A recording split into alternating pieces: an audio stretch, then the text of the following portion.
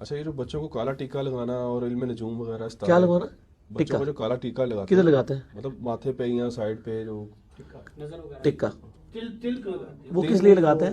نظر سے بچانا. اس طریقے سے تو نظریں نہیں بچتی ہیں. ہاں جی.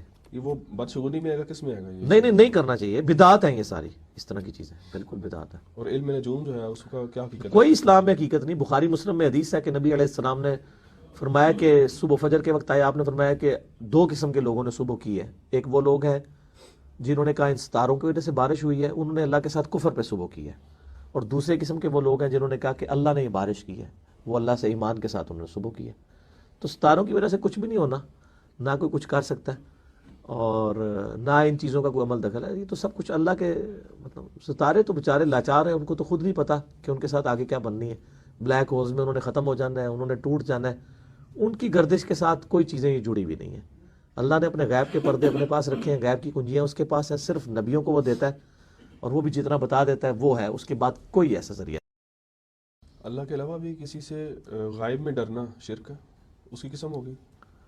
اگر وہ ڈرنا اس لیول کا ہے کہ مطلب زندگی موت کے حوالے سے، تو ظاہر شرک کی کیٹیگری میں تو فال کر جائے گا نا. باقی کسی بدماش سے اگر کوئی اس حوالے سے ڈرتا ہے اور اس کو سمجھتا ہے میرے نفع نقصان کا مالک ہے، تو یہ تو نہیں سمجھنا چاہیے. باقی اس کے شر سے بچنے کے لیے اگر کوئی تدبیر اختیار کرتا ہے وہ تو ٹھیک ہے. اب یہ اس بندے نے خود فیصلہ کرنا ہے، آپ نے کسی کے اوپر نہیں فیصلہ کرنا. اور موت کا جو خوف ہے وہ کس کیٹیگری میں آئے گا؟ موت کا تو خوف اللہ نے رکھا ہوا ہے نا جی. موت سے تو مطلب مومن بھی نفرت کر رہا ہوتا ہے، الا یہ کہ اس کو موت کے وقت جب جنت دکھا دی جائے. بخاری میں حدیث ہے کہ میرا بندہ جو ہے وہ، یعنی میرا قرب کسی بھی چیز سے اتنا حاصل نہیں کر سکتا جتنا فرائض کے ذریعے، اور نوافل کے ذریعے وہ میرا اتنا قرب حاصل کرتا ہے کہ میں اس کے ہاتھ بن جاتا ہوں جس سے وہ پکڑتا ہے. یعنی یہ نہیں کہ اللہ تعالیٰ وہ ہاتھ میں گھس جاتا ہے، نعوذ باللہ. میرا اس میں کلپ بھی ہے، ہاتھ بن جاتا ہوں، پاؤں بن جاتا ہوں کی تشریح. یعنی اس کے ہاتھ پھر میرے ہی رضا کے لیے اٹھتے ہیں. میں پاؤں بن جاتا ہوں جس سے وہ چلتا ہے، میں آنکھیں بن جاتا ہوں جس سے وہ دیکھتا ہے، میں کان بن جاتا ہوں جس سے وہ سنتا ہے. اس کے بعد وہ جو مجھ سے مانگتا ہے میں اس کو عطا فرماتا ہوں. اگر کسی دشمن کے اگینسٹ میری مدد مانگتا ہے میں اسے عطا کرتا ہوں.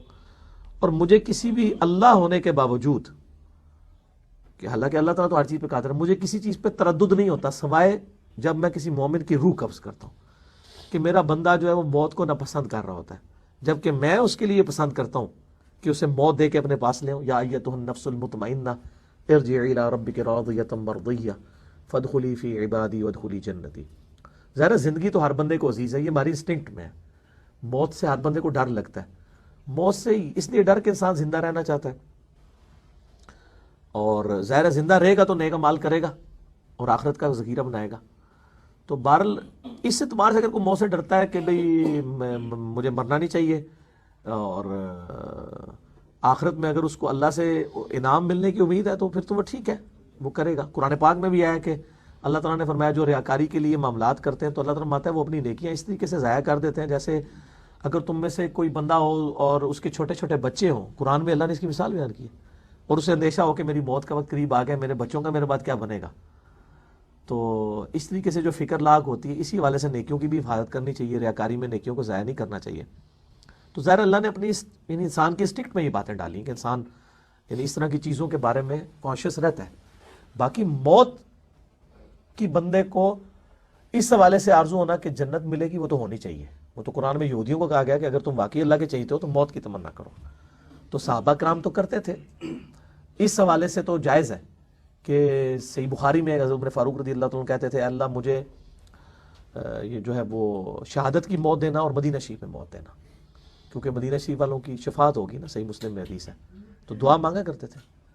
اور بعض اوقات کسی شخص کے لیے زندگی دنیا میں مشکل ہو جاتی ہے، وہ بھی یہ دعا کر سکتا ہے کہ اللہ اگر میری زندگی میں کوئی خیر باقی نہیں ہے تو مجھے اس سے پہلے پہلے موت دے دے.